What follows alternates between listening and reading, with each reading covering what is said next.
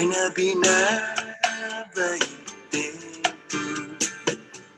Maski saya monoguatu Mula tautau man malaya Taga esta tetsunia Esta mampus mulu benta Man mahasa freshen mia Apa nanu tapu boca Dangin todo saludeta Inflation Being mighty high Depression Feeling very low Solution Get back to Mother Nature's revolution. Buenas and happy day, everyone, and thank you for joining us for Independent Guåhan's online General Assembly for February. And today's topic, we're going to be talking about the economic and healing possibilities of cannabis.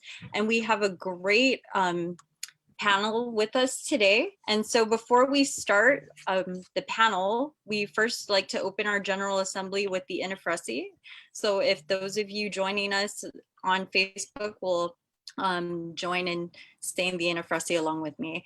Inifresi, ginani mas takilo gihinasoku, I mas takalum gi corazonhu, dani mas figo nani nasinyahu, hu ufresin maisazo, para baihu protehi, dan hu defendi, I hinengi, I cultura, I lenguaje, I airi, I hanum, zanitano tamoro. Ni idin shoko diretsu ginanazus tata, esti hua fitma gihilu I Biblia, zani banderahu I banderen Guåhan.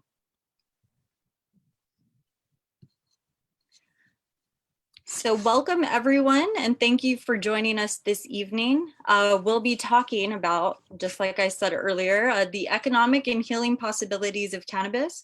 We also have two of our panelists with us today are our maga'taotao. So our panelists are Senator Clynt Ridgell and herbalist Ursula Herrera, who also serves as a member of the Cannabis Control Board. And today we'll be honoring maga'taotao Joaquin J.C. Concepcion.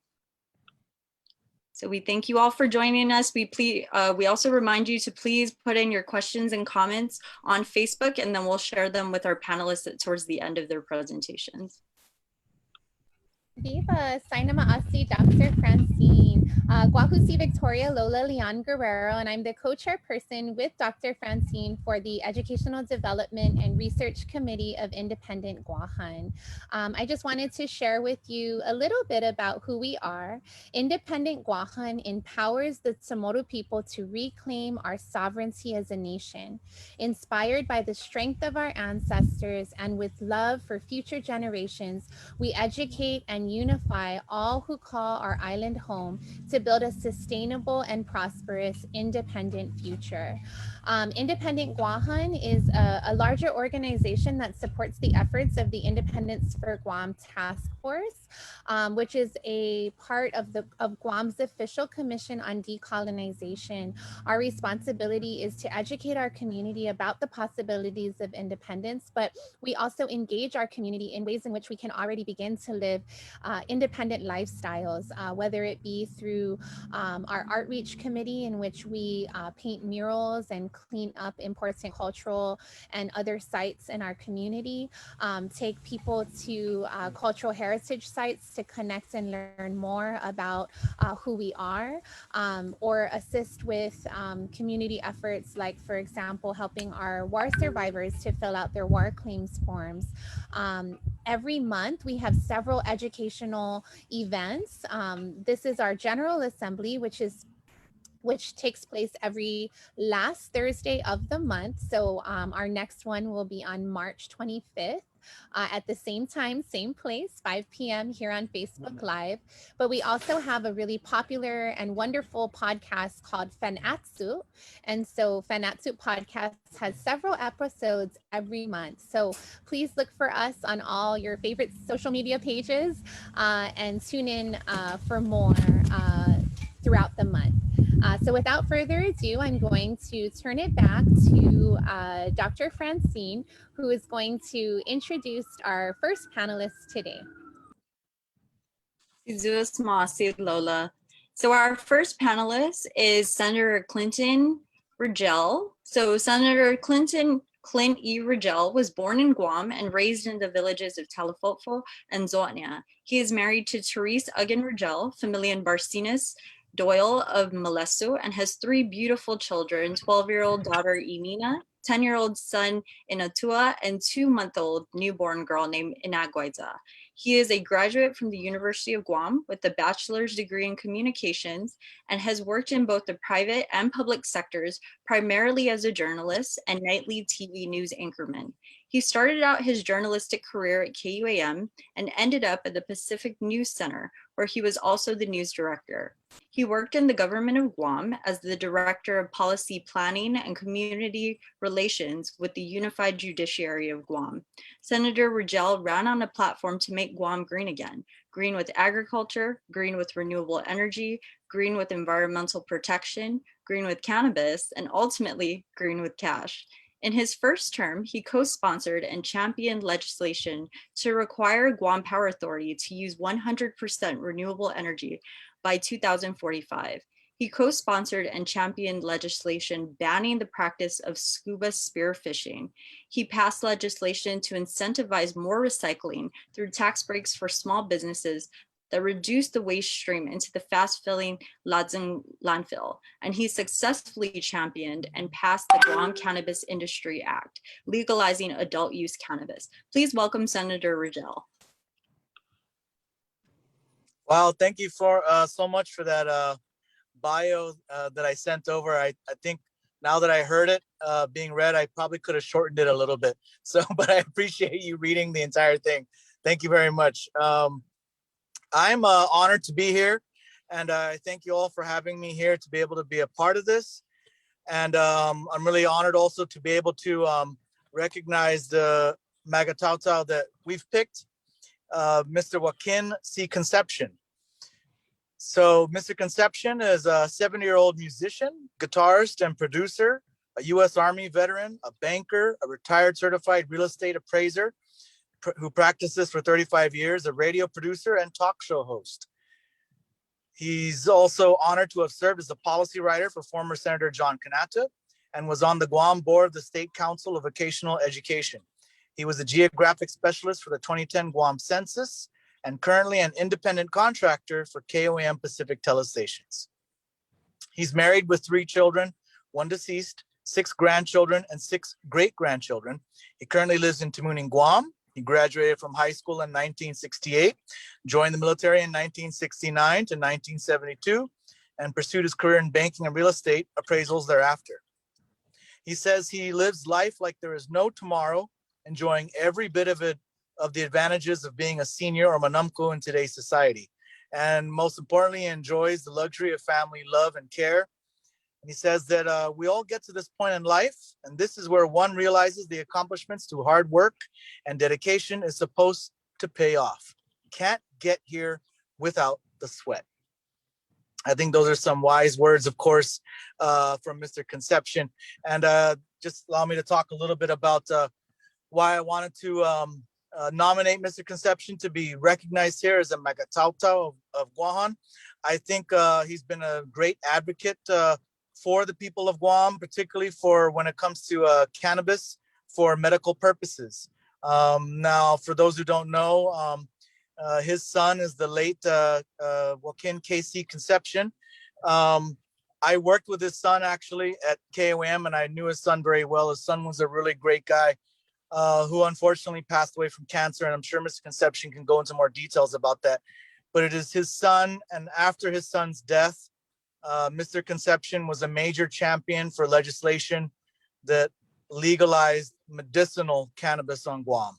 So because of the advocacy of Mr. Concepcion, who spoke on behalf of his deceased son and the importance of cannabis for medicinal purposes, it really helped to get that crucial piece of legislation passed, just to really sort of show the people of Guam that cannabis is more than just some, party substance or something, that there was an importance to it and that it was something that provided real relief for patients. So I felt that he would be a great person to nominate to be maga'taotao as part of your series here for Independent Guåhan.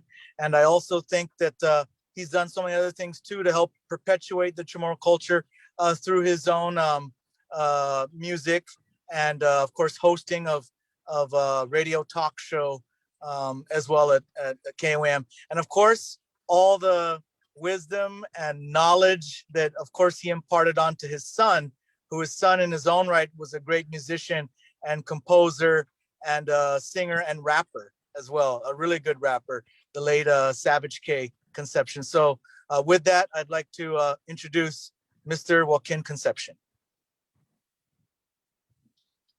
Buenos días. I'm very, very honored to be nominated, and hence I'm here. I'm very, very honored to be here.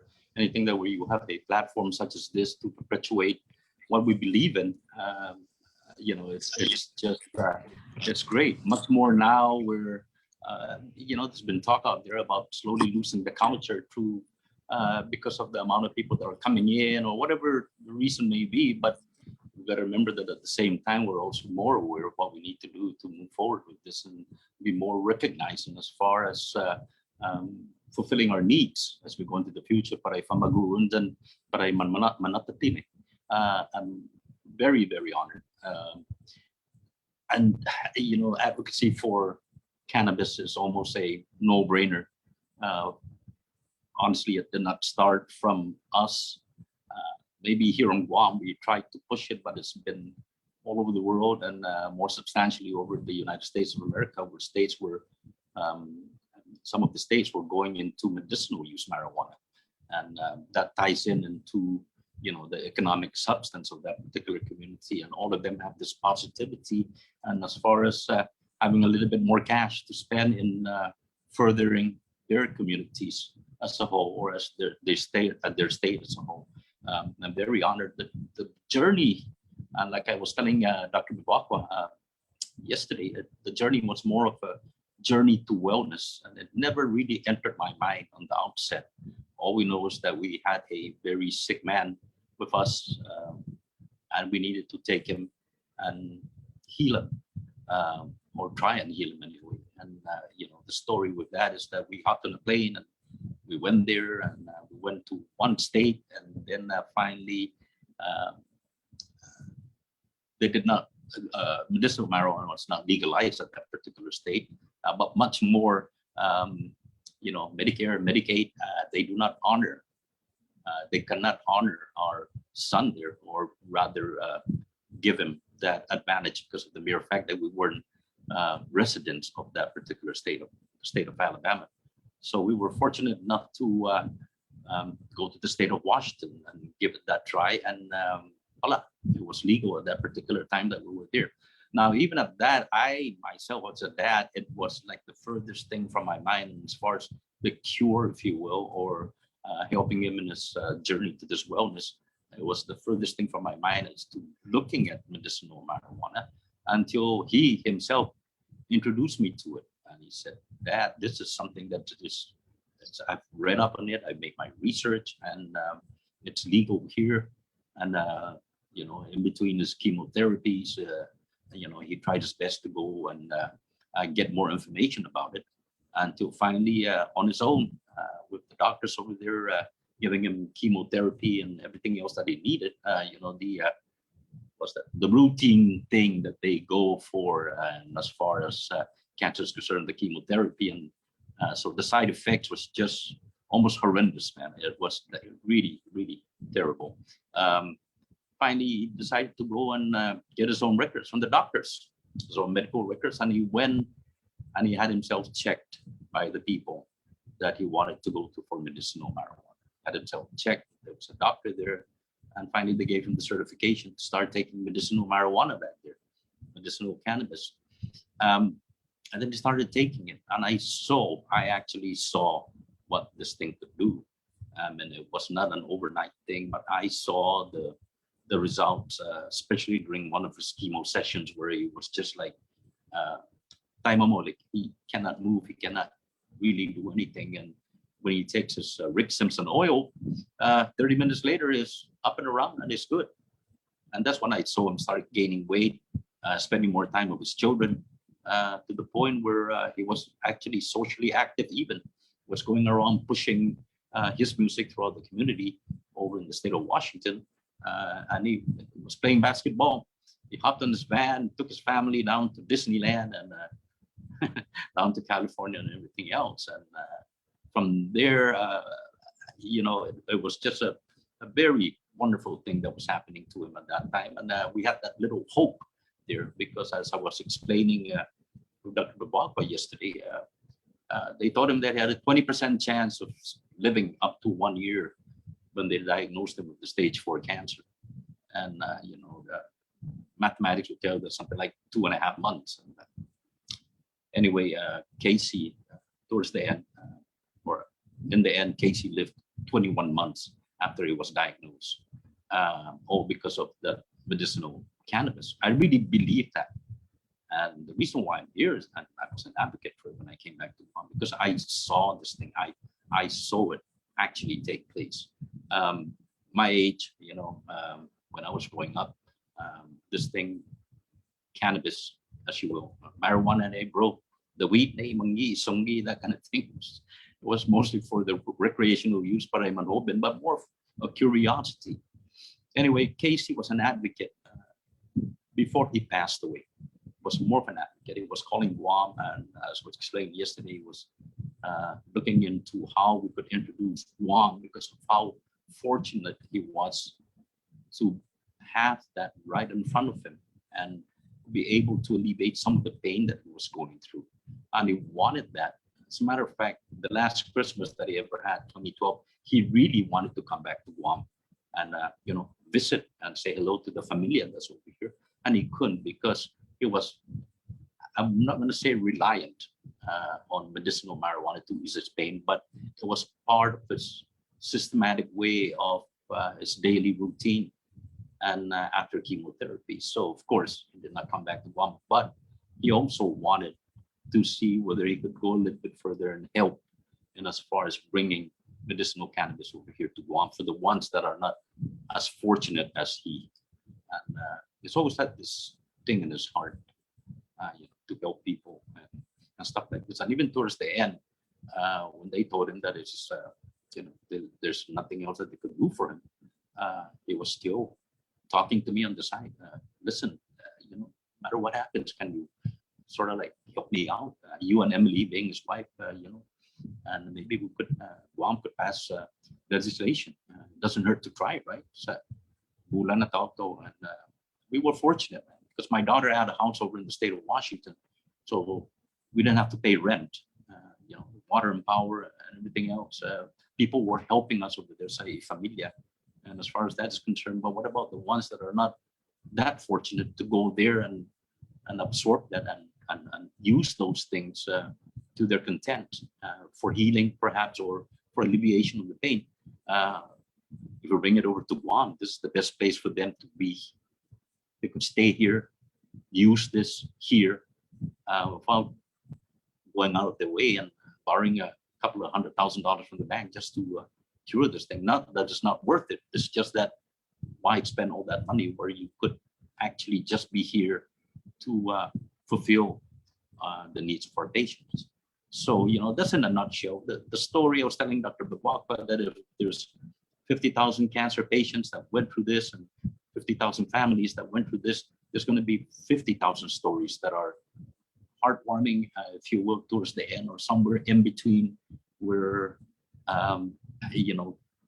big things have happened, good things have happened, bad things have happened, and it all boils down to the legacy that we will probably want to leave ourselves on this earth when we leave. About how much we did for humanity in a nutshell. So I'm just very, very pleased, and if that does not motivate a parent such as myself, with my son, to go out and advocate some more through the proper channels here. And that's another story again about how much displeasure I had in trying to push this forward. And in the outset, it was just like, whoa, it's kind of like tough, but that's a story for another day. But it doesn't really matter, because look at where we're at right now. And, the great Senator Ridgell, he had that in his heart as well. Man, we cannot get together to provide the needs for the people because we don't have a laboratory, we don't have the money, we don't have this, we don't have that, we don't have the rules and regulations. 2014, funny thing about that is that it wasn't voted on by the legislature. That was from the people. It was a referendum. It's a referendum. The majority of the people of Guam wanted this thing. Been up to now where we don't have the facility, we don't have the money to do this. And Clynt came out and he goes, Danny, let's go. And we'll do recreational use, adult use marijuana. And voila, it just changed the entire path of which we wanted, or we were going through. So, you know, many kudos to Clynt for doing that. And it was just, we saw an end to our journey. And as far as that is concerned, but there's still a lot to do. And as far as that, and the lot to do has to do with the education that we're going to disseminate upon the public as we go along and our particular discussions today. You're going to have some sort of resistance. All I can say about economic gain or you know, for medicinal marijuana, let me tell you, if you're making $100 a month and you have the opportunity because you have the means to make $10 more, that's economics. It'll be very, very foolish not to even take a look at that and consider it. Again, that will be, there's going to be resistance in that because of the way people were brought up and their basic instinct and basic knowledge about this drug, if you will. In my opinion, it's not really a drug, but you know, a platform like this, a vehicle like this, social media such as this, where you guys are constantly just pounding the pavement, going out, looking for things to say and things to do to further Equatura, and it ties all right in as to what we need to do as a community and as a whole. And no, I'm not running for senator. I just talk too much. Thank you.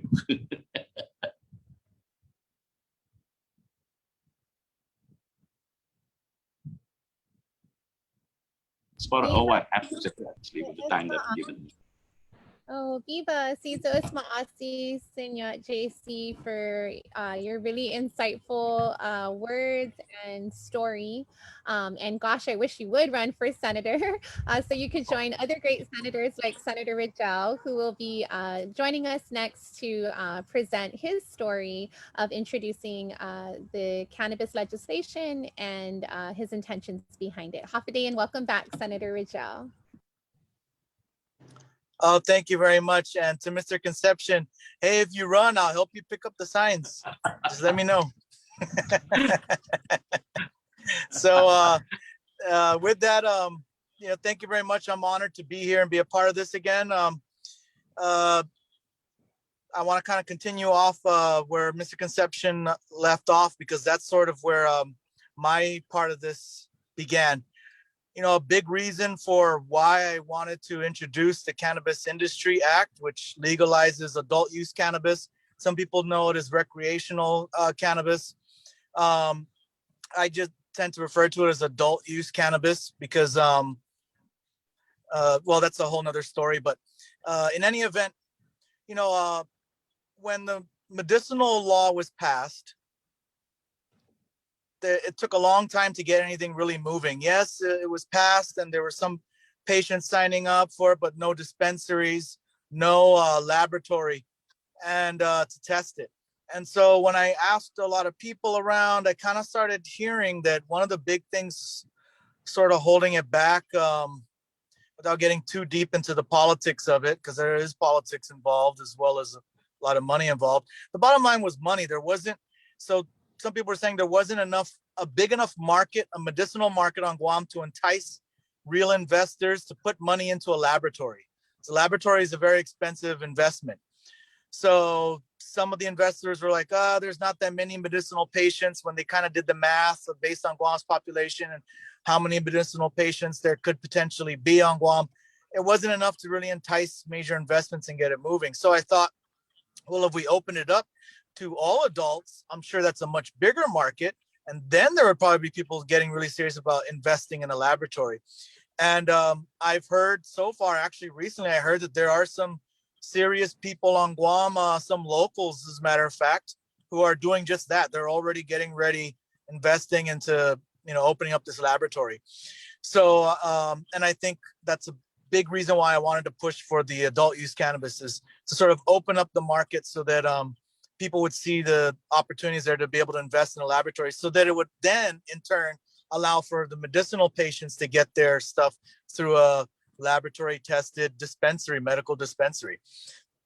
So that's my goal with that. And in addition to that, I also just saw overall the economic benefits of it. I know you guys wanted me to touch a little bit on some of the misnomers out there, or I would just say straight falsehoods out there being perpetuated by some people. There was some concern in the tourism industry that somehow this could be negative for tourism.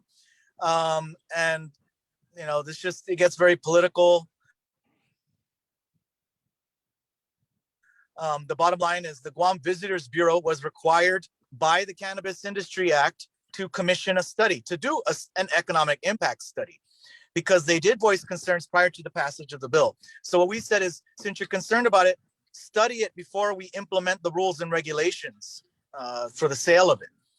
They did a study. They commissioned a organization, GVB, paid for it. GVB came up with the parameters of the study, hired this company to do it. The company did the study, and the company showed only positive results, but no real negative results were touted in their report at all. That report got submitted to the Cannabis Control Board from GVB, and then sort of everyone forgot about it. Then recently, a couple of businessmen started raising concerns to GVB board members, and these businessmen are very influential down in Tumon. Let's just say they're former board members of GVB, so they have a lot of influence with GVB. So they kind of started raising these, what I believe are false alarms, that it would somehow impact tourism negatively. Then they went and did another study based on no real methodology that I've seen to date, and just sort of pulled some numbers out of thin air, saying it would cause a reduction in some of the tourist levels. And I don't know how it would do that. And I don't know how they even arrived at any of those numbers. So their arguments are that, some of those countries that our primary source markets are in Japan, et cetera, is that it's illegal there. But they also didn't take any look at, most of the families that are coming to Guam from those places don't even know it's legal on Guam. It's not like they're reading the newspaper in Japan or Korea and they're like, oh, don't go to Guam, it's legal. It's not, we're not on their radar as far as that's concerned.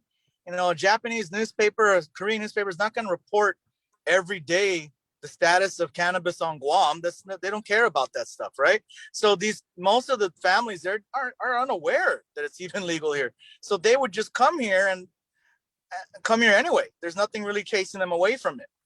In addition to that, there's a medical association in Japan that's a medical marijuana association in Japan. I believe it's called JAMA for short.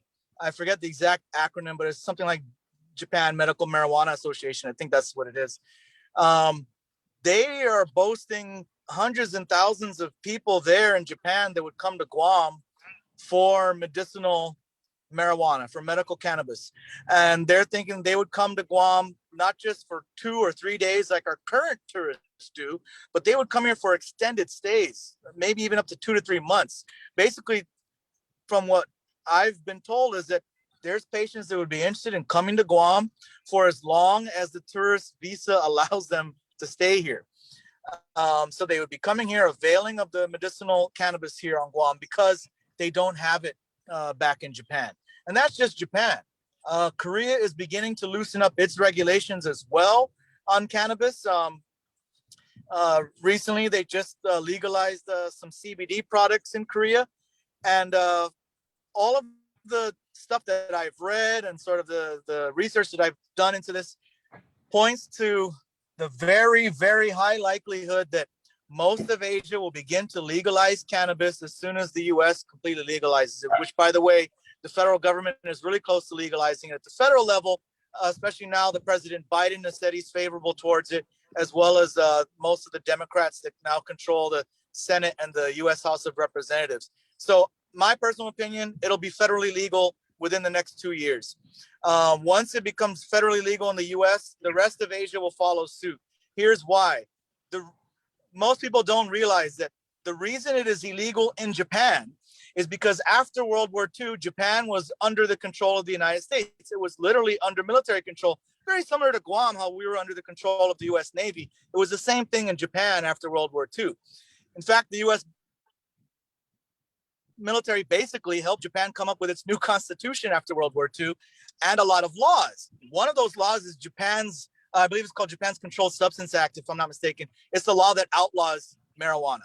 And that's because at those days, marijuana was very illegal and looked down upon in the U.S. And the U.S. just wanted Japan to have the same anti-drug laws, anti-marijuana laws that they had. So they sort of hand-delivered, here's your new law, cannabis is illegal. Prior to that, cannabis was legal in Japan for many years. In fact, it had medicinal purposes, and hemp was used for rope, paper, and many other products. And cannabis itself was traditionally viewed in Japan and throughout most of Asia as a medicine. In fact, it goes back thousands of years in some Chinese writings, or the Chinese, I forget his name, but they consider him one of the ancient Chinese sort of fathers of medicine, of Chinese traditional medicine. And in it, he wrote cannabis. So it's been used throughout Asia. Asia sort of changed its policy as America took control of Asia. You know, America's got a lot of influence in Asia. We've got bases in Korea. We've got all these treaties with all these countries. And so, of course, America is going to encourage our Asian allies to sort of have the same type of laws that are in America, especially with regards to cannabis. So in my view, it'll be legal in Asia soon. With that, I'd like to pivot back to the economic prospects for Guam. So for me, on Guam, it's not just the local consumers that would be able to avail of cannabis, but I believe a lot of tourists will come to Guam. And as those tourists come to Guam, and if they have a great experience with cannabis on Guam, once it's legal back in their home country, you know, imagine tourists from Japan who come to Guam for the next 2 years or 3 or however long it takes. Say they've been coming to Guam for 5 years or so while it's legal, enjoying their vacations here, enjoying cannabis here on Guam. Then once it gets legal in Japan, they're going to say, and they've been telling their friends for years, hey, you got to try this cannabis from Guam. Guam's got the best cannabis. You got to try this Guam cannabis. That now Japan and these other countries in Asia are going to be seeking our cannabis. They're going to want the cannabis from Guam. If we do it right, and if we brand ourselves as having safe, reliable, clean, good quality cannabis products. So that's why I think there's huge possibilities economically for the island of Guam, not just amongst the locals ourselves consuming cannabis, but also and using it for medicinal purposes, but also for Asia, for the markets in Asia. So I can go on forever here, but I want to keep it limited. If you guys want me to talk more, just let me know. I can answer any questions. I can pretty much talk all day about this topic.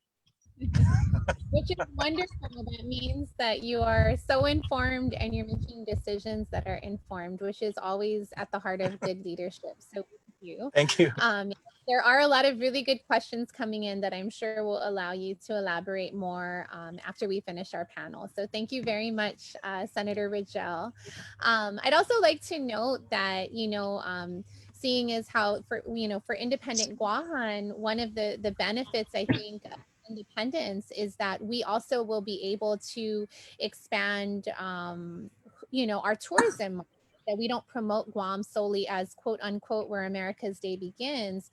We would have the freedom to promote our island to new places, build new relationships that are centered not around sort of, this misconception that, legalizing marijuana means that Guam is going to be overrun with quote unquote potheads, right? But rather instead that Guam is a place where people can come for healing and relaxation. And so we could also reframe the way people understand marijuana and its uses, and also understand who we are in the world. And so I think one of the things independence allows us to do is create our own regulations, open our borders in ways that build new relationships. And of course, it would make marijuana available in this region, which would absolutely help us economically grow.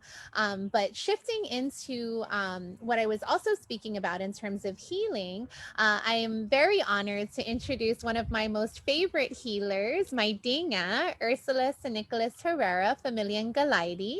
Ursula learned the healing properties of our plants and our land from her grandmother, her grandma Galaidi, as a child when she would follow her through the Halamtanu, picking omelet and making teas.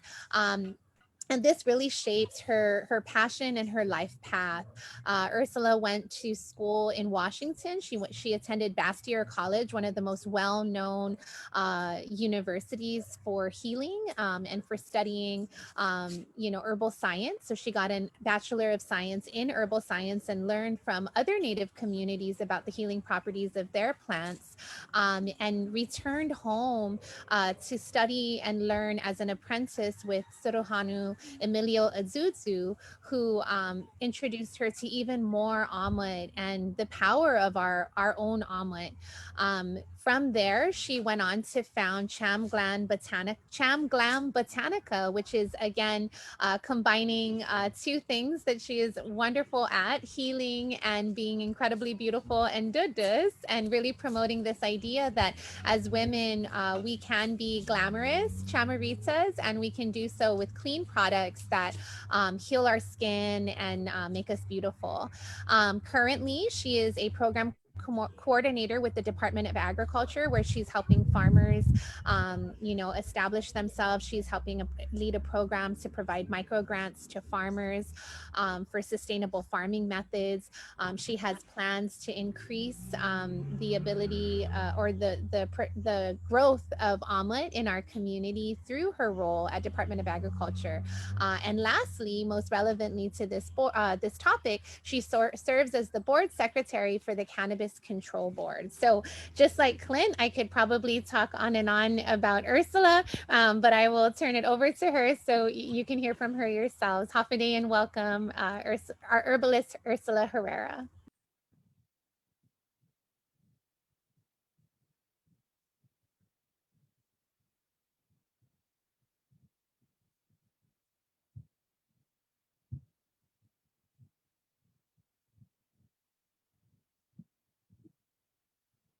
I apologize, I believe you're on mute.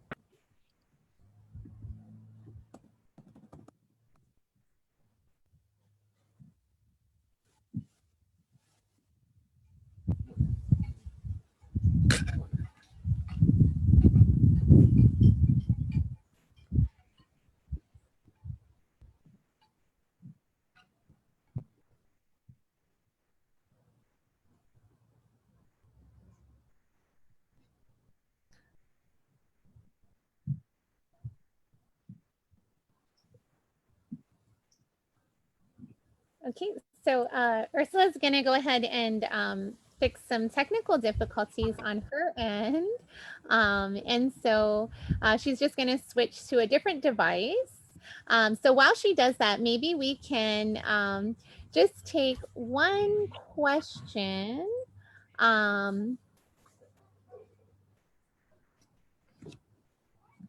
Let's see. Or we'll just give her a couple more minutes. I think that the questions will be very large to answer. So we'll just give her one more minute.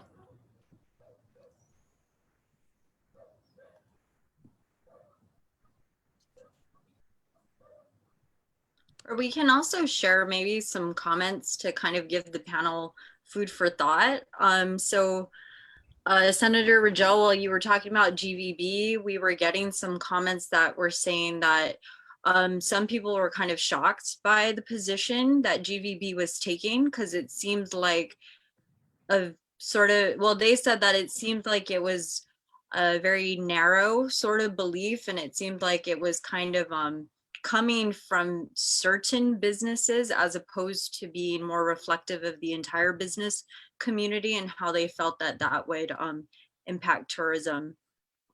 We even got some comments about regulation and kind of where people thought Guam was at the moment. Some people were saying things like, they're very much like what many of you on the panel were talking about, where you said that, I mean, the bill's been passed for a few years now, and it seems like it's really slowed down in terms of momentum. So, I mean, we even got a comment saying, well, I mean, just quite frankly, like, well, what's the holdup? And so they're very curious as to what's kind of like what red tape is coming up, or maybe we need research done before things can be done, just sort of that kind of relationship. Maybe if when we bring in more questions, we can, you know, those questions can be answered. So not Concepcion, we were also getting quite a few comments about your voice. A lot of people were saying that they remember hearing you on the radio, and they often look at some of your videos to help them teach them Chamorro.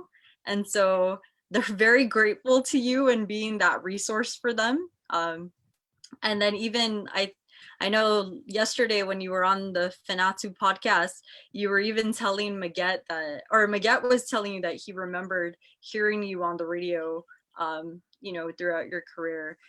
And then we also got a comment saying that they're very sorry for your loss, and you know, they're very sad for the loss of your son, and they thank you very much for leading the way and becoming the catalyst for legalizing marijuana on the island, because like you said, cancer affects so many of our families here. And so your story is very similar to many of us who have lost somebody and have seen our loved ones go through that suffering. So we thank you for being the catalyst for that, and Clynt for, you know, passing or authoring the legislation that eventually led to this. And then Ursula, of course, you've been a huge advocate, and you now sit on the board that's going to create a lot of these regulations and, you know, get us to moving forward the marijuana industry. So Ursula's back, everyone. And so we'll turn it back over to Ursula for her portion of the presentation.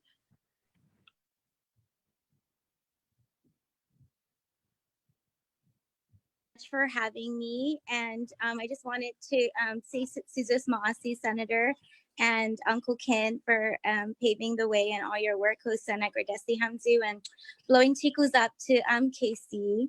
To begin, I wanted to just have a little medical disclaimer, right? This presentation is for educational and informational purposes. May not be construed as medical advice. This information is not intended to replace medical advice offered by your physicians. Okay, now that that's out of the way. Next slide, please. So cannabis has been highly revered as an ancient plant ally. The use of cannabis for healing purposes actually predates recorded history.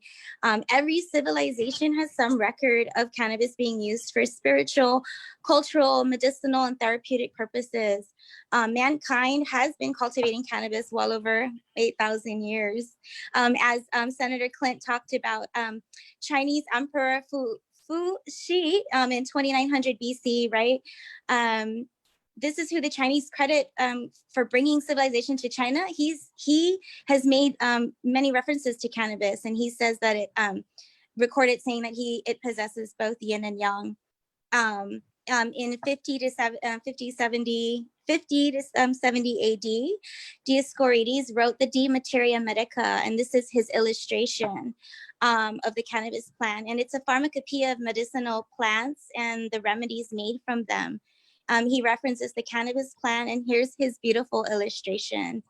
1850 to 1942, I just wanted to mention that, you know, cannabis was included in the American Pharmacopoeia, right? Pharmaceutical makers manufactured and patented cannabis as medication. It was removed from the Pharmacopoeia because it was heavily taxed, and, you know, that's now is the first federal strike in the era of cannabis prohibition. In the 1900s, cannabis-based medicine accounted for 50% of prescriptions written by doctors, and it was actually classified as a botanical medicine. Our common uses for medical marijuana, right? We know it as pain control. We use for pain control, right? Patients suffering from chronic pain actually dominate clinic service services, excuse me. It's also highly recommended for its properties for antispasmodic properties, such as epilepsy and multiple sclerosis, anxiety, nerve pain, chronic pain. It's been shown to lessen tremors and Parkinson's disease, right? It's been used for PTSD. So many, we can go on and on. There's just so many beautiful healing properties of this plant, right? And it's safer than opiates, and it's impossible to overdose, and then it's less addictive, which makes it a better healing alternative or pain relief alternative. We really need to start to shift our thinking from treating illnesses, and we need to start thinking about healing people. We need to view cannabis as a plant and not as a drug. It is a potent and versatile plant medicine. Our Sirahana traditional healers recognize the value of using cannabis for healing. I've been very blessed to share space with many of them here, and as well as our sister islands, the Nanamai in the Marianas. And they have told me how they would drink the tea. They would recommend the boiled roots or the leaves, and they would drink it for, you know, our aches and pains and menses discomfort, you know. And I remember my grandma collecting seeds, and when we'd go to Didigi, she would like plant them, right? And I would see that on her altar or where her santos is on her dresser.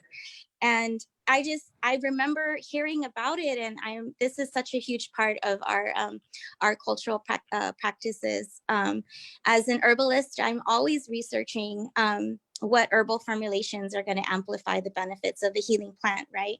And including the terpenes of medicinal herbs and the essential oils, but also in combination with the terpenes of cannabis. As Chamorros, you know, we pride ourselves in our use of medicinal plants and using it as omelet.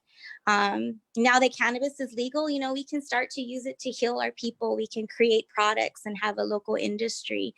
We can explore herbal formulations, you know, help our people in the process, and also have economic growth, right?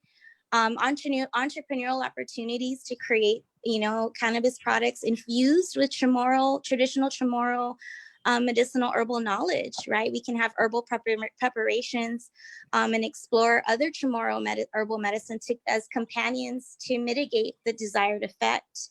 You know, topically, it's also used to treat the pain of arthritis, right? We can easily, you know, blend that with some mango and use that as a massage salve, right? For our people, for, you know, when you go visit your nana, right? It's the arthritis at todo mamumuti. It's great for localized pain, right? Neuropathy. There's just so much amazing research and so much healing properties. And I'm just such a plant nerd, and I love her so much. But we can also look at cannabis as a tool for Guam's economic growth by, you know, making products, like I said, and expanding this industry. And in the process, we're healing our people, right? And so we can lead this in the creation of the medical cannabis tourism industry, creating products for like centers and clinics, healing centers and apothecaries, dispensaries, grown by our own people, formulated by us. And this will revitalize our community, and as the senator had mentioned, you know, you know, we have, this is a quote from the founder of JAMA, Japan Medical Marijuana Association. We have already tens of thousands of patients who want to come here. This can revitalize our community, but more importantly, this could lead the way for healing in Oceania, right? Like, this is one of the few places in Asia Pacific that have legalized medical cannabis. And you know, this is allowing accessibility of medicine and healing for our people, but as well as our sister islands, right? In the region. And as an independent Guåhan, like, how beautiful would it be to be the epicenter of healing in Pacifica, right? As I mentioned earlier, we have the entrepreneurial options of, you know, traditional Chamorro omelet formulations grown here. We can have infused CBD with, you know, our coconut oil, and then the possibilities are endless, right? Creating new businesses. We know that there are over 50,000 uses for hemp, 50,000 uses for hemp to make sustainable products, right? We can use this textiles, clothing, you know, we know that fast fashion has created, you know, detrimental effects on the environment. We can create our own textiles. We can have, you can create plastics, hemp concrete, you know, now they're saying that using hempcrete or hemp concrete can remove carbon dioxide in the air, right? Next slide. And on that note, it's one innovation that I really like to focus on too is hemp used as a biopesticide. I included it. You can scan it and check out the research. But this is the latest research on the essential oil of cannabis as a biopesticide for integrated plant management, or IPM as we call it. Essentially, but most if not all of our pesticide usage in the local farming and horticultural nursery industries are from imported sources. Producing this hemp essential oil for pesticide or biopesticide use gives us a sustainable, eco-conscious alternative that would mitigate our imported pesticide use. With the legalization of cannabis, we can, here on Guam, we can be the hub for this safer of exporting it and exporting this, and is creating a safer alternative for our brothers and sisters here in Pacifica, right? As we talk about food sovereignty, we talk about growing safer foods for our people, and we could provide that. We could be the one to export that and create that. And this is like really exciting times. But the other thing I want to leave you with, next slide, is please, thank you, is something greater than economic impacts, right? Hemp can be used to heal our lands, right? Industrial hemp can actually remove toxins from the soil. I'm really excited to talk about phytoremediation, right? And it's the process of using living plants to remove contaminants in the soil or our groundwater. This cleanup process is very low cost, and solar energy, we can use a solar energy driven technique. This is a natural method of utilizing plants to remove contaminants from soil. So we can talk about bioremediation and what it's also using living things, you know, such as bacteria or other microorganisms. So when we hear about, oh, they found this, you know, plant eating or a plastic eating microorganism. So this is kind of the same concept, but phyto meaning plant, and hemp is an amazing phytoremediator, right? This was actually used in Chernobyl, that devastation in Chernobyl. So the Dr. Raskin, he was the one who actually coined the term phytoremediation, and he did an experiment around the power plant, and it was confirmed that it extracted rapidly cadmium, lead, nickel from the land, and that was contaminated. It was effective to clean the waste from the soil. We know that pesticides, heavy metals, they accumulate in crops grown in humans exposed to even trace amounts of radioactive material can suffer long-term health issues that we've experienced it. We have such high cancer rates here. Our bodies are just not equipped to eliminate such substances. Next slide, please. And so we have this map from Dr. Schifres, I hope I said his name right, an epidemiologist. I've included the QR codes. You can scan it and check it out. Yeah. So his research is finding the causes of increased diseases and increased disease and birth defects, mass miscarriages and stillbirths and whatnot. So we know that it accumulates in our soil, right? I guess what I want to point out is, like, we see this map and it is so heartbreaking. You look at it, toxic chemicals in Guam, and this is in 2007. There's over 100 dump sites on our tiny island. And if you look on the left, this is my left. Yeah, the EPA Superfund site, go ahead, check it out. Type in Guam and see what pulls up, right? It's pretty dire. And in Independent Guåhan, right? We can, lead that. We don't have to wait for some bureaucratic mess or wait for the military to clean up their messes. We're always constantly like, clean up your mess. We can do that, and we can heal our lands ourselves, right?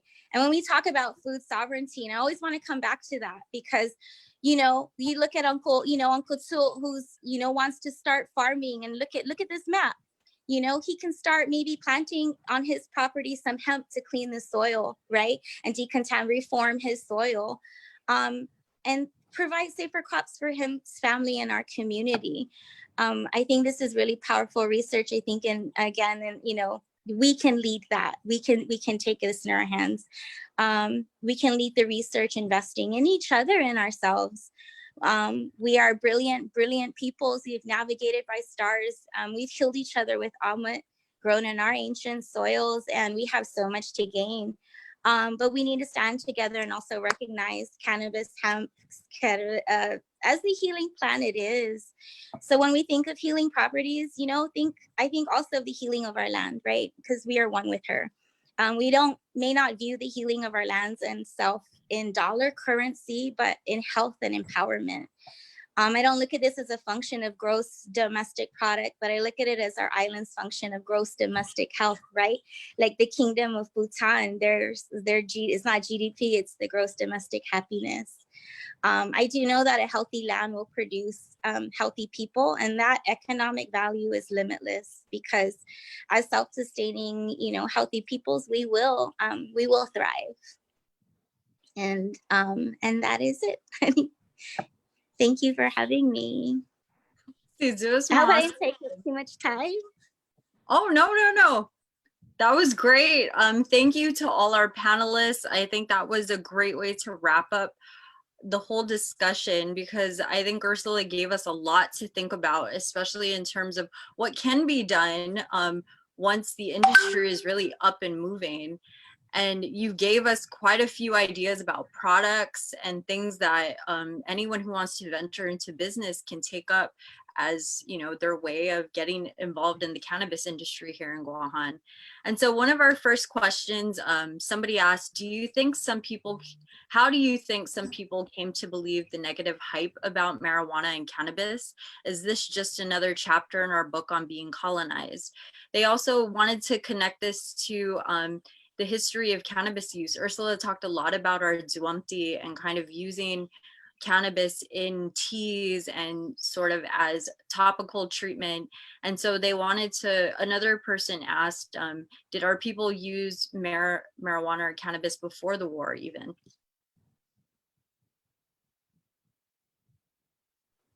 I would say yes, absolutely. They used it.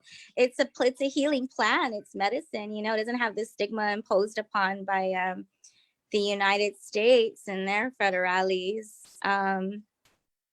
It was. I remember seeing a pot. So my grandma used to take me to this one Surahana in Sananya.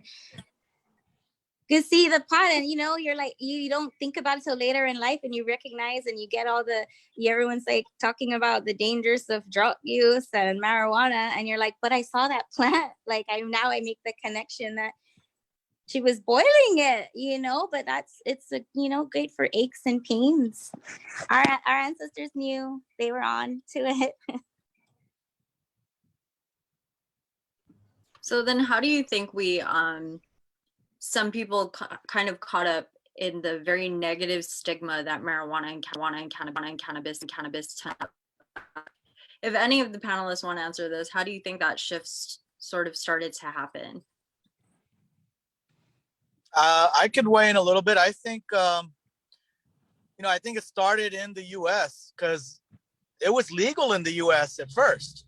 And it was legal for many years in the U.S. I think Ursula mentioned that it was used in certain tinctures, and there was a book on it. And it was used for medicinal purpose throughout the U.S. for many years. It wasn't until I believe the 1950s, 40s, and 50s that really started painting it negatively. And it was a conscious decision made by some politicians to paint cannabis as a negative plant. In fact, Richard Nixon is quoted, and some of his aides are quoted in some sources as saying that it was used specifically as a way to target minorities. So there's reports, there's data about how some politicians looked at it as a way to target minorities. For example, the word marijuana itself is not an English word. It's not what it was called in the U.S. Even by the colonists, even by the English colonists in the U.S. They just called it cannabis. The word marijuana is actually the Mexican word for it. And the reason they started calling it marijuana was to sort of give it this connotation of something that the Mexicans are bringing into the US, that it was some sort of a dangerous drug being brought in by foreigners into the US. When the truth is, many of the founding fathers grew hemp, for example, and it was just called hemp or cannabis back then. George Washington grew hemp on his farm. Now, they were using it primarily for making rope and other textiles and clothing, but there are some sources that believe even that some of the founding fathers were also using it, for its psychotropic effects, or using it medicinally, or even just to relax. So there's debate on that, but what's not debatable is they did grow it definitely for clothing, rope, paper, etc. And it wasn't until later that it got demonized, purposefully demonized, and then that extended out, of course, to the U.S. territories like Guam. And then, as I mentioned before, I believe, or not believe it, there's the fact of how it got to Japan. It was legal in Japan until the U.S. said, no, here's a law. This is your new law. It's going to be illegal now. And this is during the time when it was actually, I believe, it was MacArthur was in charge of Japan after World War II. So the U.S. drug policy changed drug policies around the world when the U.S. politicians saw, for different reasons, some of it financial, because it competed with other industries, right? So you think about hemp competing with the oil industry, with the paper industry, competing with the medicine industries. So there's many different reasons why they demonized it in the U.S. And I think for those same reasons, it was extended from the U.S. through its colonialism throughout its various colonial outposts, including Guam and parts of Asia.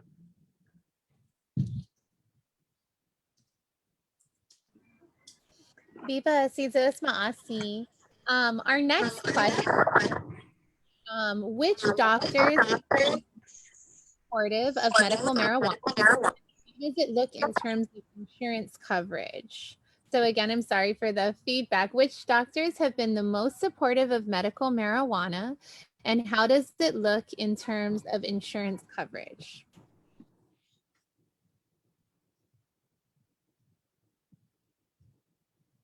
I think I've heard that it was Dr. Dombrowski, right? That was again, we have to wait and see, because it's hasn't been decriminalized yet. There's really it would have to be up to the doctors, right? But insurance wise, it's something that we have to kind of just wait and see. We were kind of stifled in what we can do because of these harsh regulations, and it being not recognized as a plant, as a medicine.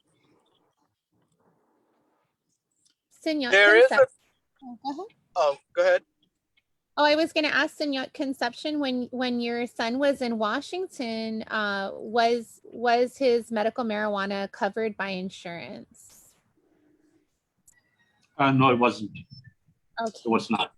It was not covered by insurance at that particular time. You got to remember that Casey was there at the time where it was just being, it was legalized already, but there was a lot of hoopla over there, and that's why, based on his testimony and the things that were happening at that particular time, it became legal only after a couple of days when he did that video saying medicinal marijuana is good for you. But no, we never had the time. Time constraints did not allow us to find out whether an insurance company or would actually cover the cost for that. I do know that it didn't at that time when we were there. But as for now, I don't know. Now, and as far as, let me just further, just a bit on that, Manamco, whether they were using medicinal marijuana, there is a strong possibility that they were using it without knowing that the name of that plant was marijuana. Just the amotinino and everything else that they were using. And I was telling Doc yesterday that I had an experience in which a Manamco, and a very elderly lady in her 90s, was taking it because of her legs and pain and everything else that she's suffering. And this is the only thing that will make her feel good. So they mix it in with everything else that they use, the manampo, the amot kaninu, and she drank it, and boy, she was in good shape after that. So I think that there was a possibility that even before that time, and this was back in the 70s, by the way. So that means that they were probably using it without the knowledge that it is called cannabis or marijuana. I think that's probably true. Viva, Sizos Maasi. Senator Ridgell, you wanted to respond to that too? Just as far as the doctor's concerned,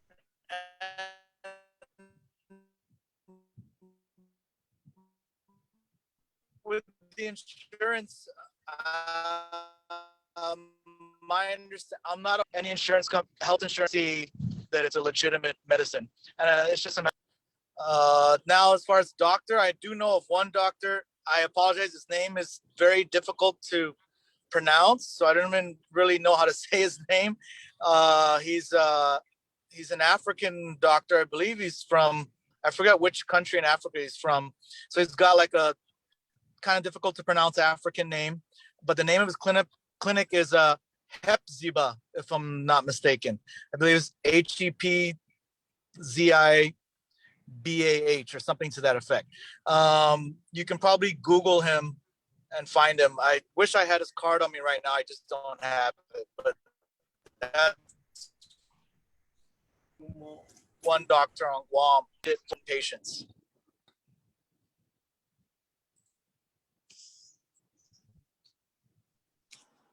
I think Well, it's true. I think our manana, right? I think it was just growing, and kind of like, Golondrina was growing, and Gatsu's growing, and Nita, Luckluckasty, or let's boil it up, and it was just recognized as a plant, a healing plant as it is, and that would have been really cute to see, right? Like, I don't know, like the discovery. I always wonder what the first discovery was and the effects and what they felt like. But anyways, definitely was used as part of our healing practices here.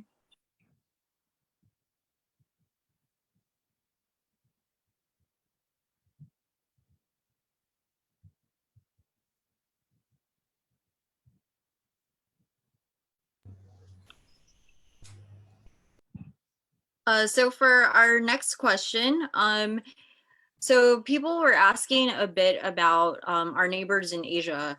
So they wanted to see that. I know Senator Ridgell, you were talking about this a bit, where you were saying how you think Asian countries are going to treat the legalization of cannabis in their own individual places.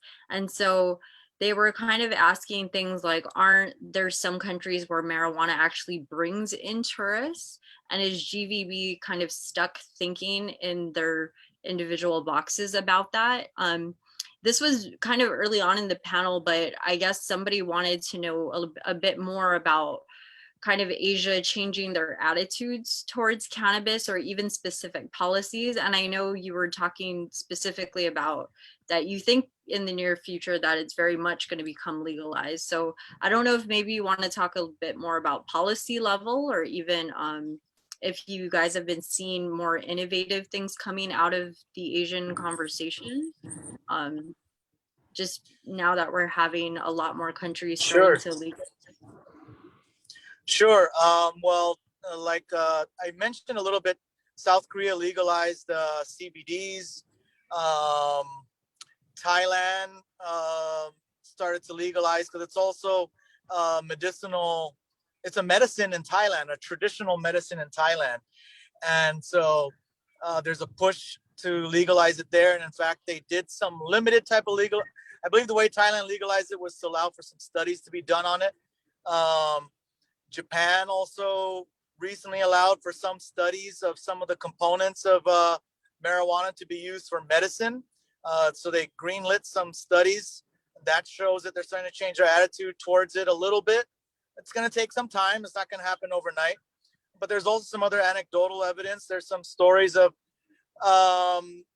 so before in Japan, if even like a famous person, like a a movie star or a TV star or music star gets busted with marijuana, then their career usually goes down the tubes after that. It's kind of like they're looked upon very negatively because they got caught with marijuana.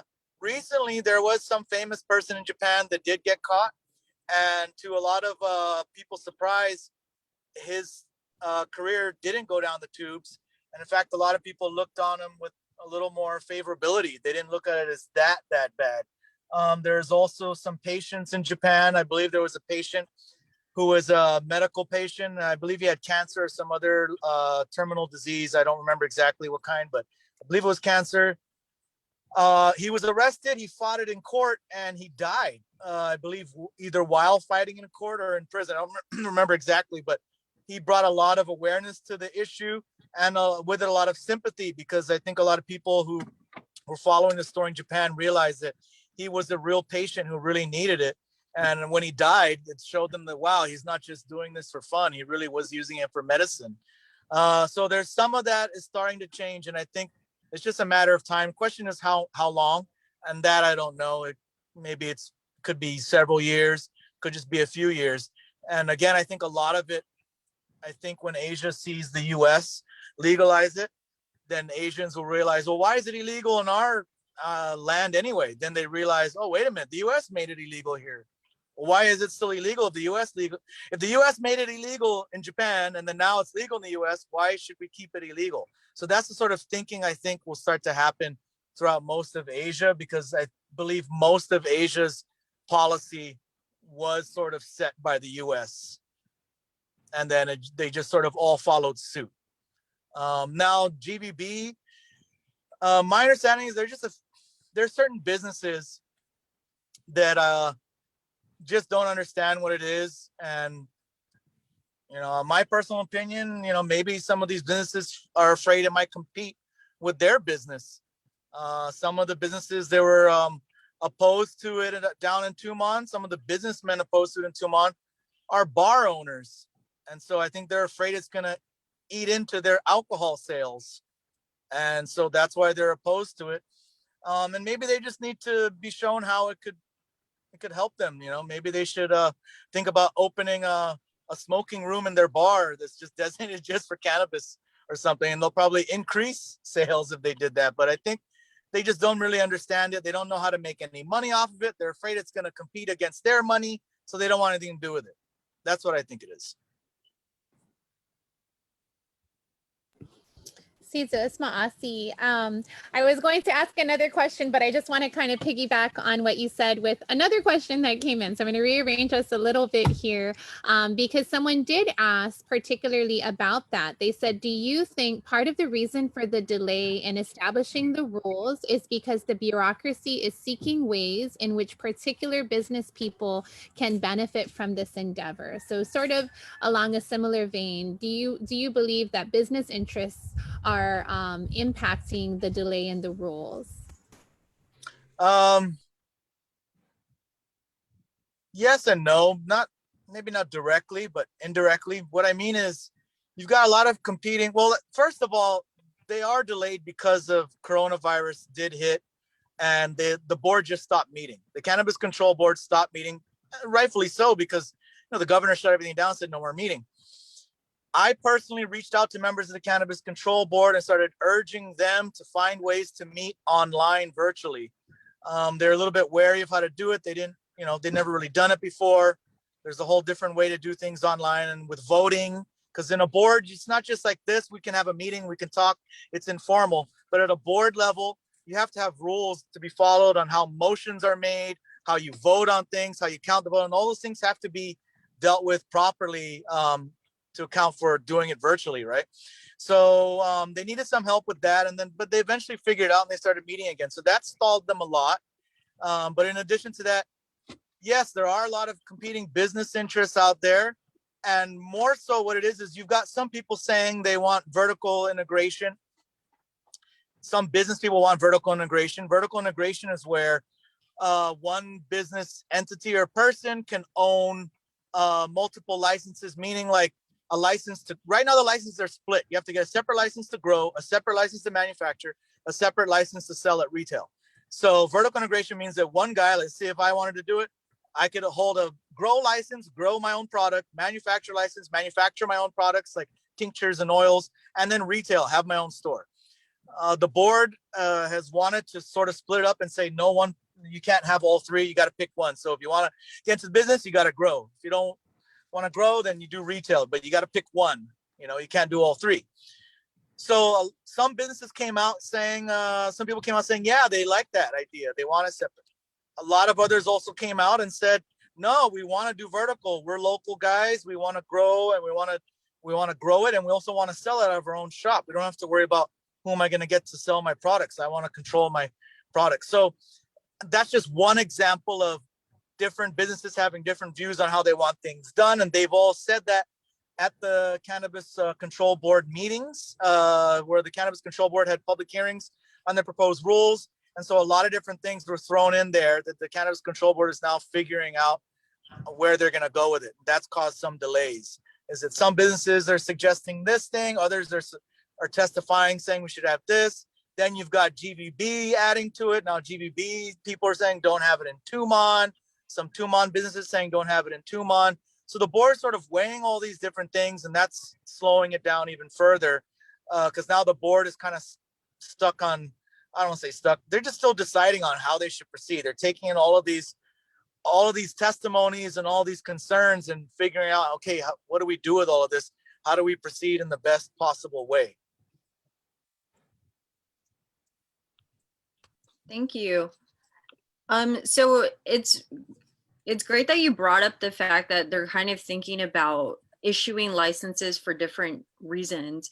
And so a question came up about, so they were saying, in regards to medical marijuana, do you feel that the importance of government regulation should hinder the ability for people to grow it themselves in their own manner? Will Chamorro Land Trust leaseholders be able to grow weed? And is there assistance for people who want to start a small almond farm, even if it's just for personal use? So that's like a three-part question. What was the first part? Sorry. First part was Sorry. So I think you answered a lot of part one, right, about government regulation and kind of it hindering people's ability to grow. Because if they're gonna have to do, if they can't do distribution or they can't do any other license classification, of course that's gonna limit who grows. But they wanted to know specifically about did they mean grow business-wise, or do they mean home grow?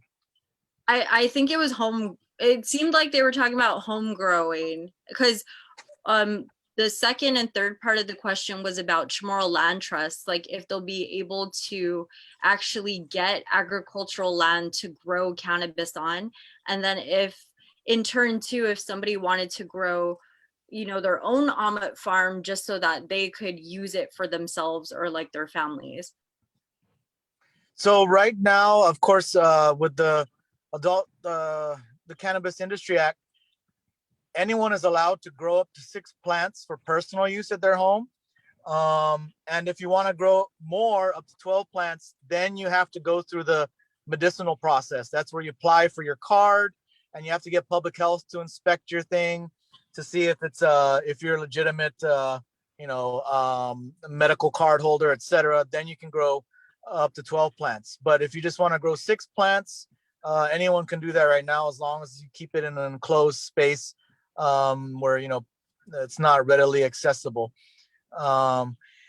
Now, as far as Chamorro Land Trust property, I don't believe that's going to be allowed. It's unfortunate, I know, but there's a lot of difficulty with having it on sort of these Gov Guam properties. And technically, the Chamorro Land Trust property is Gov Guam property.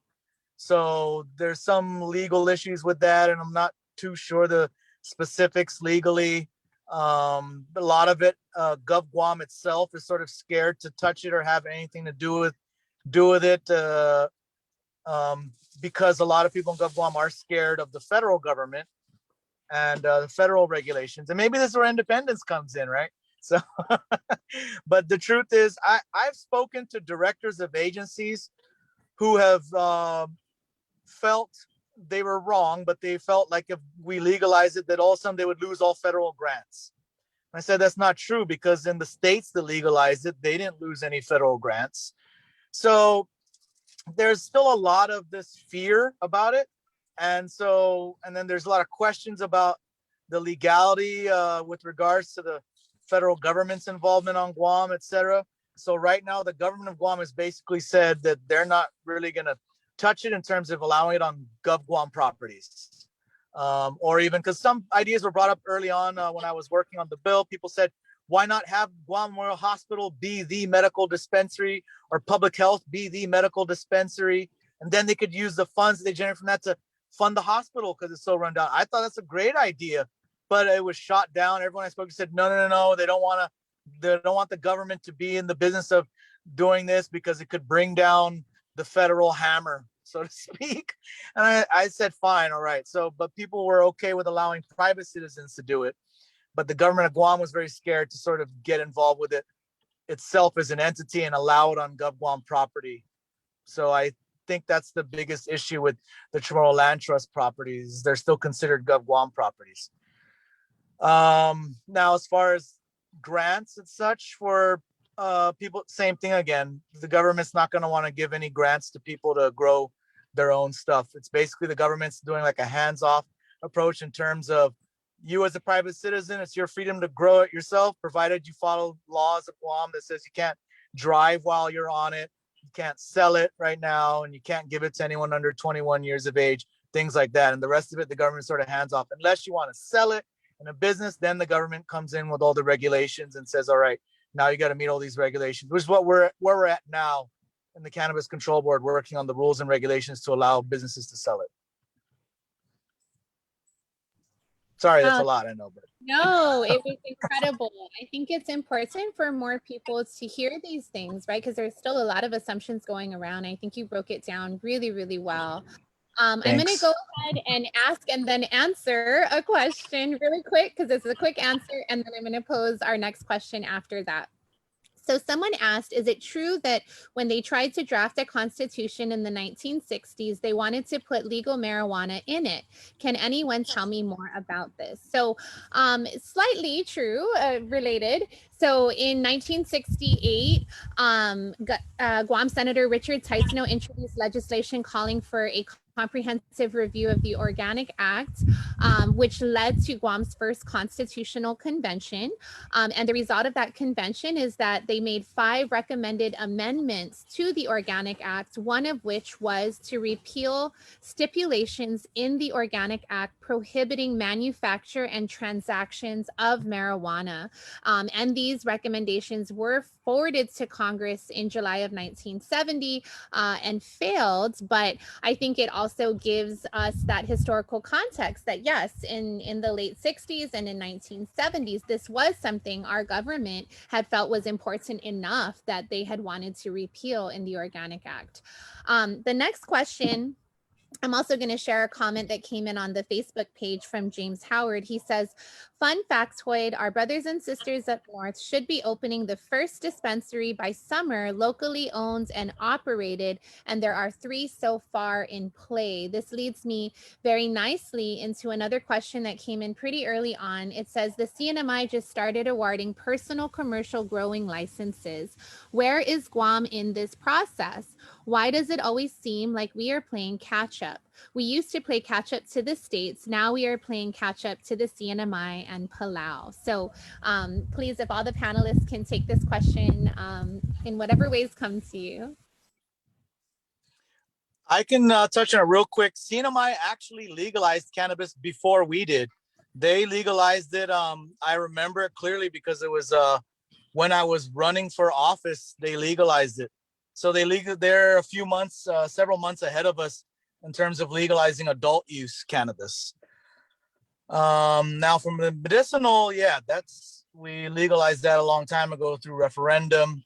And again, like I was saying, a lot of problems is it was tied up politically, and then also issues with the laboratory, getting people interested in bringing a laboratory to Guam. And they were saying there just wasn't a big enough market for it. So that's my answer for that. I mean, yes, there have been some delays, and I want it to go faster too. But you know, I'm doing my best to urge them to get it done.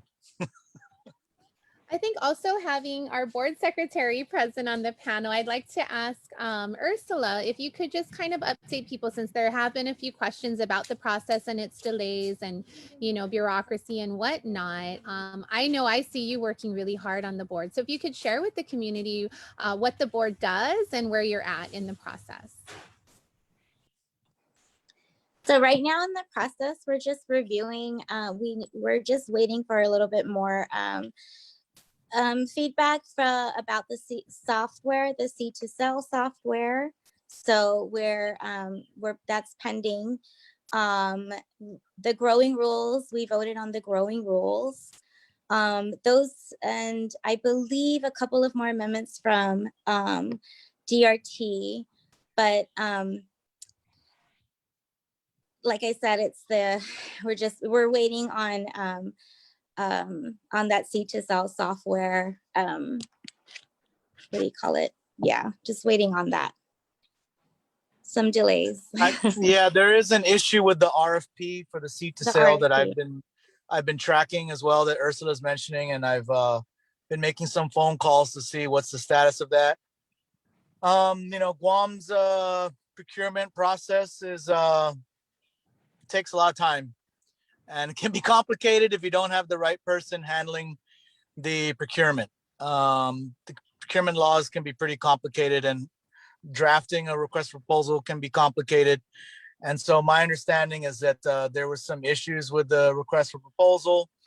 And they're trying to hammer out those issues and get it done right. So that's the last I've heard, is that they've been working on that request for proposal for that seed to sale software. Now, that software that would track, as the name sounds, from seed to sale. And the idea is to help in tracking each seed that is put into the ground and grown by a licensed grower all the way to the end user where it's sold.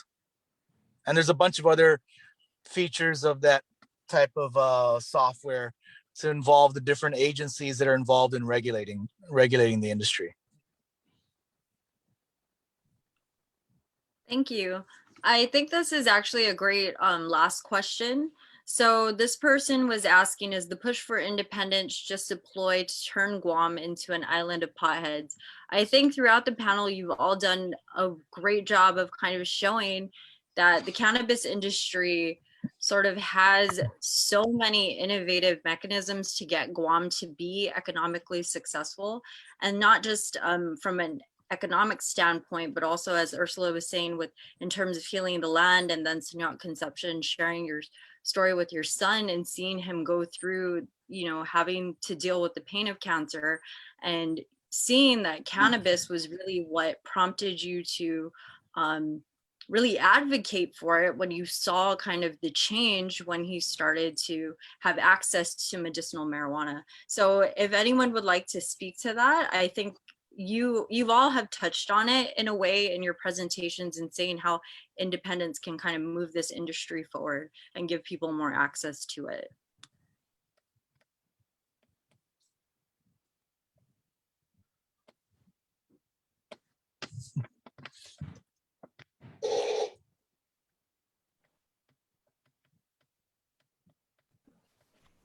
Yeah, maybe Senator Concepcion, maybe you can talk a little bit about that particularly. I know you had made a really good point earlier about even, you know, this idea that like people think our Manamku would be opposed to it, but you know, I think like if you could speak a little bit more about perception, right? That what's being pushed for is not turning everybody into potheads, but you know, what is being pushed for? What is the urgency of legalized marijuana on Guam? Well, you know, I hosted a talk show, and before I had my own show, I was over KUAM with former Senator Jesse Guåhan. We used to get calls from the Manamco mostly because it was, of course, in Chamorro, stuff like this. And this was during the time when everybody wanted to see where we're at in this bill 215, which is the initial bill that was introduced for medicinal use marijuana. But the majority of them, they have this thing when you say marijuana about a young person standing on the street corner, just, you know, like that and stuff like this. So they have this perception that it's like that. However, you know, I think what we did, me and Jesse, was to try and convince people that that's not the only way to use marijuana. So I got to thank him and, of course, GAOM for, you know, using that platform and that forum, if you will, for dissemination of information to the Manamco. And we did that for over a 2-year period of time, rather about a 1.5 year period of time, until they began to realize that, you know, the medicinal value of marijuana is as such. We presented information and everything else. But I really believe that the Manamco were using marijuana for medicinal purposes without knowing that it's called marijuana. You know, and one more thing, what the good Senator Ridgell was saying, the word marijuana in itself was a term used by the US, and it's actually, if you really look at it, it's actually a racist term for that particular plant. And that's why we would like to use the word cannabis rather than marijuana as we went along. Again, I really believe that the Manamco were using that even before my grandmother. I was talking about my grandmother, the 94-year-old that was drinking the amot tinino, and she didn't know it was marijuana. And until I told her, because at that time it came out back in the 70s, it was really popular. Oh, wow, marijuana, it's bad for you and everything else. With the federal government back in 1937 to shove it down our throat saying, hey, that's bad. Without, you know, of course, we're under their flag and everything else. But I really believe that even before my grandmother, there was a whole bunch of people that were actually using it for medicinal value. I don't know whether some of them caught into it and said, hey, Lana, mami, it's like whiskey or beer or tuba or whatever, but I don't think it was like that at all. They were mostly using it for medicinal purposes and so forth. And I really believe that they were using it. It was probably introduced by, you know, the Spanish ship that came here back in the 1600s from Spain and the Mexicans that came with that. So I really believe that the Manamco, yeah, they were using that way before our conversation today, like maybe 150 years ago. I really believe it's like that, honestly. Well, I can't thank you all enough for everything that you've shared. I know I learned a lot. We've been getting a lot of really positive feedback online about people learning new things about cannabis today, and also really understanding its deep value to our community. I think, you know, as the co-chairperson for Independent Guåhan and the Educational Development and Research Committee, it's really important to note that Independent Guåhan is not, you know, promoting marijuana, the drug, but rather cannabis, the medicine, the omelet. And, you know, we recognize that there is a very serious problem with prescription drugs and methamphetamines on our island that is destroying families, that is leading to very violent and horrendous crimes. But that's not what cannabis is doing in our community. And so I think we have real problems to address in terms of drug abuse and alcoholism. And we don't want to confuse these things. We want to really note that a lot of research and just, you know, evidence in what we can see right in front of us that cannabis heals. It doesn't hurt families. And so, you know, today was all about exploring that, not just, like I said, not just healing our bodies, but as Ursula showed us, ways to heal our land. Because although we are not the ones who contaminated our lands, in order for us to continue to use them to sustain future generations, we need to be creative in how we clean it up. And I think her message about no longer having to keep begging the federal government for the very bare minimum. You make a mess, you clean it up, right? But they haven't done that. So instead, we need to take things into our own hands. And I think that that's what I appreciate most about this conversation is this is an example of our island taking things into our own hand, learning from our neighbors in the region and making things better for our people. And that's really at the heart of what we seek as an independent Guåhan, right? We want an independent Guåhan that gives us the full ability to care for our people, our lands, and our future generations. So thank you so much for tuning in. We're going to be having a conversation very similar to this one at the end of next month. Our next General Assembly is on March 25th. So please stay tuned for that topic and our next maga'taotao. So again, Sizo'as and Saina Ma'asi to our wonderful distinguished panelists and to everybody who tuned in. Esta, adios.